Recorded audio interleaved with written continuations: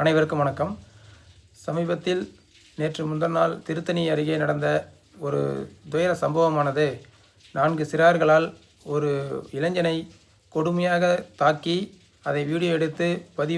பதிவேற்றம் செய்துள்ள அந்த நிகழ்வு என்பது அனைவரது தூக்கத்தையும் கலைத்தது மட்டுமல்லாமல் மன நிம்மதியும் கலைத்துள்ளது. அந்த சம்பவத்திற்கு பிறகு எந்த ஒரு தனிநபரும் தனியாக தமிழ்நாட்டில் நடக்க முடியுமா, எந்த நேரத்தில் என்ன நடக்கும் என்றே தெரியாத ஒரு அச்ச சூழல் உருவாகியுள்ளது. இதை சரி செய்ய வேண்டுமென்றால் அரசு இனியாவது விழித்து கொண்டு ஒரு தனித்துறை அமைத்து தமிழ்நாட்டில் போதைப் பொருளுக்கு அடிமையாகி இருக்கும் சிறார்களை, இப்படி சீர்கெட்டு திரியும் சிறார்களை கண்டறிந்து அவர்களை தனி முகாமில் அடைத்து அவர்களை குணப்படுத்தி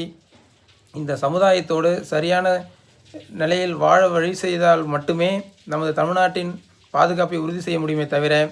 வெறுமனே கடமைக்கென்று இவர்களை கைது செய்வது,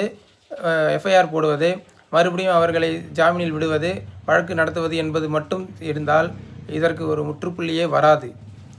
இனிமேல் இதுபோல் ஒரு துயர சம்பவம் நடக்கக்கூடாது என்றால் உண்மையிலேயே பாதுகாப்பு கொடுக்க வேண்டும் என்ற எண்ணம் இந்த விடியா வெட்டி திமுக அரசிற்கு இருக்குமே என்றால், தயவு கூர்ந்து இருக்கிற 5 மாதங்களிலாவது ஒரு தனி குழு அமைத்து இந்த போதைப் பொருள் எவ்வளவு தூரம் ஊடுருவி உள்ளது என்பதை கண்டறிந்து அதில் எவ்வளவு சீரார்கள் மாற்றி சிக்கி சீரழிந்திருக்கிறார்கள் என்பதை புள்ளி விவரத்தோடு எடுத்து இந்த மக்களை பாதுகாத்து தமிழ்நாட்டை பாதுகாப்பான மாநிலமாக இருக்க வழிவகை செய்ய வேண்டுமே தவிர, அதை விட்டுவிட்டு மாற்றுக் கட்சியினர் முகநூலில் என்ன பதிவிடுகிறார்கள், மாற்றுக் கட்சியினர் முகநூலில் என்ன பேசுகிறார்கள் என்பதை மட்டும் ஒட்டு கேட்டு அவர்களை முடக்குவதை மட்டுமே நோக்கமாக கொண்டு ஒரு கையாலாகாத அரசாக இருக்குமேயானால் மக்கள் வருகிற தேர்தலில் தகுந்த பாடத்தை இந்த வெட்டி விடியா அரசிற்கு வழங்குவார்கள் என்பதை இந்த வெட்டி அரசின் தலைவராக இருக்கும் மாண்புமிகு முதல்வர் அவர்கள் தெரிந்து கொண்டு மக்களை பாதுகாக்கும் பணியில் தன்னை ஈடுபடுத்திக் கொள்ள வேண்டும் என்று